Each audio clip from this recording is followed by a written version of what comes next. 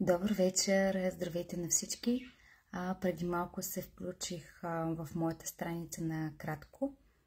Сега се включвам тук и в моята група за физическо-емоционално здраве. Исках да ви споделя за една случка, която днес дъщеря ми сподели и използвах възможността да използвам техника за емоционална свобода, за да й помогна да се справи с така доста силна емоция, която тя е преживяла в градината. Въпросната случка е свързана с това, че тя е така имала ситуация с едната госпожа, която така си е позволила да използва тон и да им говори по начин, който би наранило едно дете, но естествено няма как да го разбере въпросната госпожа, при което дъщеря ми тогава се е почувствала изключително... Нека да проверя интернет връзката.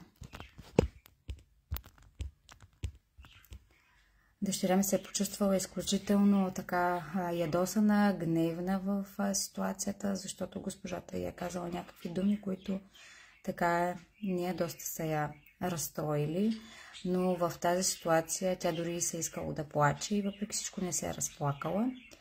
И вечерта, когато ние си лягаме и си имаме един ритуал, вечер преди да си легнем, аз да разпитам децата как е минал тяхния ден, дали е имало нещо, което ги е зарадвало, нещо, което ги е натъжило или нещо, което ги е досало.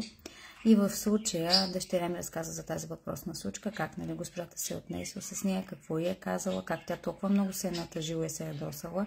В този момент се е искало да плаче, но не се е разплакала и много й се е искало мама да бъде там, да я глушне. При което преминахме с нея отново през този емоционален момент, за да може да излезе тази емоция от нея, да се наплаче, да каже всички от тези думи, които е искала да каже на госпожата в ситуацията, но не ги е казала, ги е преглътнала и ги премълчала и така ги е преживяла вътрешно. След което завършихме вече с така позитивна част, защото в техника за емоционална свобода, този метод, ние първо изказваме на глас ясно проблема, който имаме, ситуацията, която ни провокира, тази ситуация, която в момента, да речем, ни е изкарала извън равновесие, и ние изказваме всичко това, което искаме да кажем, с определени потупвания на определени точки и с това как точно ние се чувстваме, като не си измисляме нищо, просто изразяваме ясно нещата, както ги усещаме и ги чувстваме. Това го направихме и с Калина, за да може всичко това да излезе от нас. Защото всяка една емоция, която ние преживяваме, и то особено силно, тя остане в нас, не я изкажем, не отработим тази емоция, тя остава в нашето тяло. Вследствие на това, в последствие се появяват болести, защото всяка една емоция остава емоционален блокаж в нашето тяло. И всяка една болест, всеки един симптом е възникнал от точно такава емоция, която ние сме преживяли, нещо, което сме преглътнали, премълчали, не сме изказали, за да не обидим, да не нараним. Това обаче си остава отражение в нас.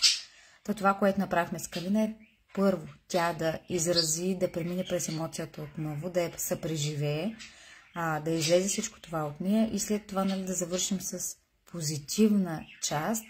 И това в нашия случай беше, че всеки път, когато Калина се почувства тъжна или ядосана, сърдита или има нужда тогава в този момент от мама, тя просто да си затвори очички, да си ме представи как мама е гушка или както тя сама се досети за нейното любимо меченце, което тя си гушка.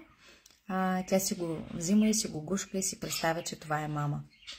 Искам да ви кажа, че наистина просто съм изключително благодарна на това, че имах възможността да бъда на това обучение, защото първо това е обучение, което е за мен самата, както и сега в случая да помагам на моите деца и да им покажа някакъв начин, в който те самите да освобождават тези емоции, дори когато не са с мен, да им покажа, че те трябва да изкажат всичко това, дори и на ум, изказвайки го в този момент, ако нямат възможност да го направят на глас, и е необходимо това нещо да излезе от тях.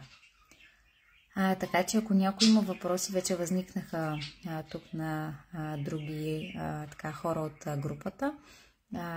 Ще пусна скоро пост, ще подаря безплатна консултация на първите 10 човека, които оставят в следващия ми лайв коментар. Там ще говоря пак за този метод и ще дам възможност на 10 човека да направим безплатна консултация, защото за мен наистина е много важно да помагам на хората и виждайки този метод какво може да направи и как променя животи, това за мен е едно огромно удовлетворение.